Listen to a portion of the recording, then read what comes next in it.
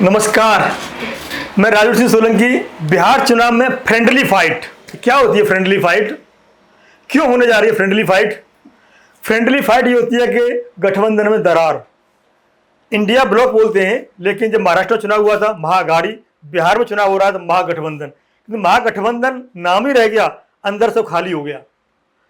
अब इसमें कितनी दरार पड़ी है महागठबंधन में। एनडीए ने कैसे भी करके अपनी सारी सीटें संतुलित करके बांट के और चुनाव प्रचार में कूद पड़े, और जन स्वराज पार्टी यानी कि प्रशांत किशोर ने 243 यानी कि पूरे बिहार में अकेला व्यक्ति है, कोई भी पार्टी नहीं लड़ रही है, वो सभी सीटों में चुनाव लड़ रहा है अकेला। वो दावा करता है न कांग्रेस में दम है, न आरजेडी में दम है, न बीजेपी में दम है, न जेडीयू में दम है, और किसी पार्टी को छोड़ दो।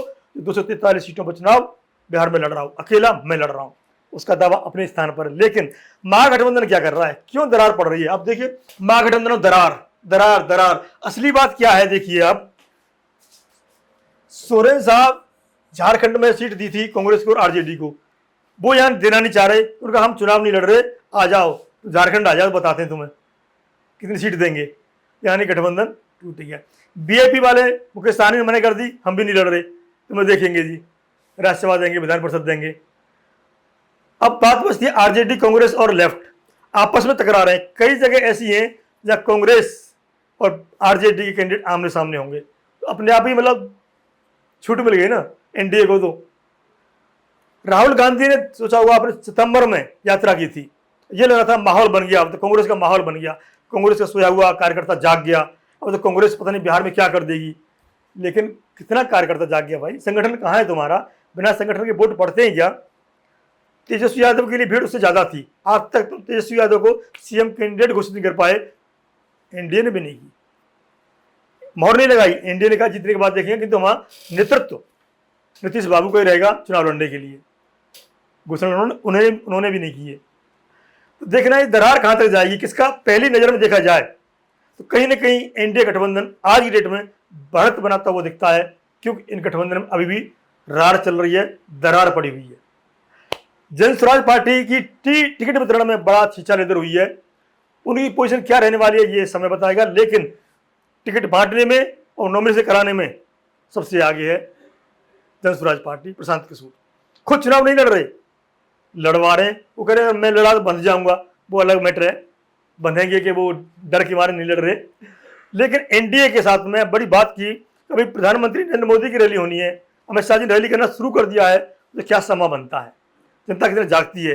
उन्होंने कहीं ना कहीं देखिए साइकिल जेडीयू ने दी थी महिलाओं के लिए, लड़कियों के लिए, स्कूली जो छात्राएं उनके साइकिल दी, शराबबंदी किन लाभ है, हर घर जो भोजन मिलता है, राशन मिलता है, उसका लाभ है।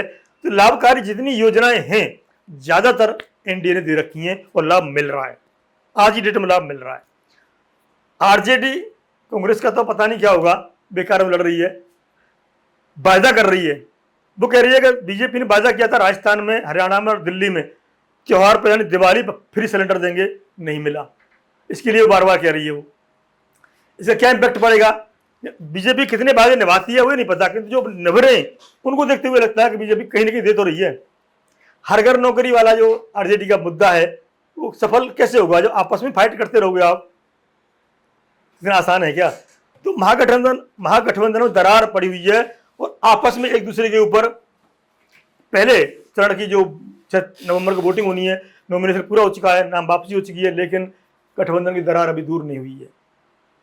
ये दरार कितना गुल खुलाएगी या कहां तक अंजाम तक पहुंचाएगी या कितना परेशान करेगी, ये तो अभी 14 नवंबर को पता चलेगा। लेकिन कहीं ना कहीं पहली नज़र में इन्होंने जन स्वराज पार्टी के साथ साथ एनडीए को बढ़त दे दी है। इस तरह से दरार पड़ती रही, परेशानी होती रही, इनके अंदर मनमुटाव होता रहा, सिर फटब्बर होती रही, ये मान के चलो एनडीए की वापसी तय है।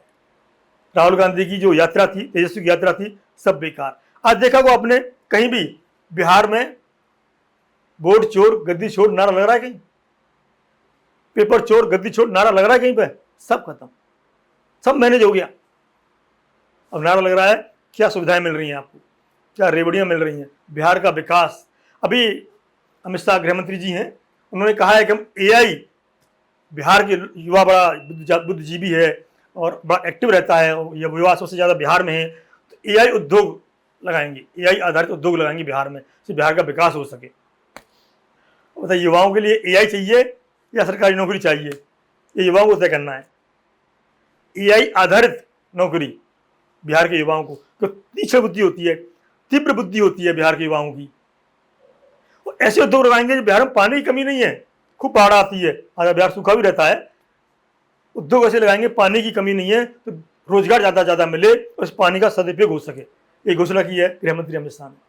शुरुआत है तो भी, जब गृहमंत्री के बाद प्रधानमंत्री दौरा होगा, सोचिए आप क्या क्या मतलब लोगों के लिए सपने दिखाए जाएंगे और वोटरों को लुभाया जाएगा। तो तेजस्वी यादव कहाँ टिकेंगे घर घर नौकरी की? घर घर नौकरी का मुद्दा उनका कितना प्रभावी होगा अभी तक लग रहा था, लेकिन जैसे टिकट वितरण में दरार पड़ी है, उसके बाद वो नीचे खिसकते जा रहे हैं। और कहीं ना कहीं एनडीए गठबंधन और जन स्वराज पार्टी के अंदर टक्कर बनती जा रही है। और जन स्वराज पार्टी इस तरह से जो टिकट वितरण में उनके बागी उम्मीदवारों को संभाल लिया, बागी उम्मीदवार जन स्वराज के नहीं खड़े हुए, तो वो त्रिकोणीय संघर्ष में आ सकती है, कोई बड़ी बात नहीं है। बहुत सारे मित्रों के इंटरव्यू लिए थे, प्रोफेसर से उनके हम इंटरव्यू लिए थे, तो उन्होंने बताया था कि बिहार की राजनीति में कब कहाँ पलट जाए कुछ नहीं पता। लास्ट के 24 घंटे सबसे ज़्यादा महत्वपूर्ण होते हैं, वोटिंग परसेंटेज के जो 24 घंटे होते हैं वो सबसे महत्वपूर्ण होते हैं। ये दरार भी मिट जाएंगी, वो रार भी मिट जाएंगी, और लास्ट में जो अपनी तरफ नैरेटिव सेट कर देगा उधर वोट पड़ जाएगा। ये बिहार की खासियत रही है। ये स्विंग वोट भी कहते हैं हम लोग, स्विंग वोट होता है जो, वो तय करेगा बिहार की राजनीति में। तभी दोनों तरफ से घर घर नौकरी और एआई आधारित बिहार में उद्योग लगाया जाएगा, इस तरह की बातें कही जा रही हैं। लेकिन युवा को सोचना है, युवा को समझना है, और युवा को मेन खासतौर वोट करना है। तो वो क्या सोच के वोट करेगा, आप हमें कमेंट करके बताइए, और बने रहिए द पिलर के साथ। नमस्कार।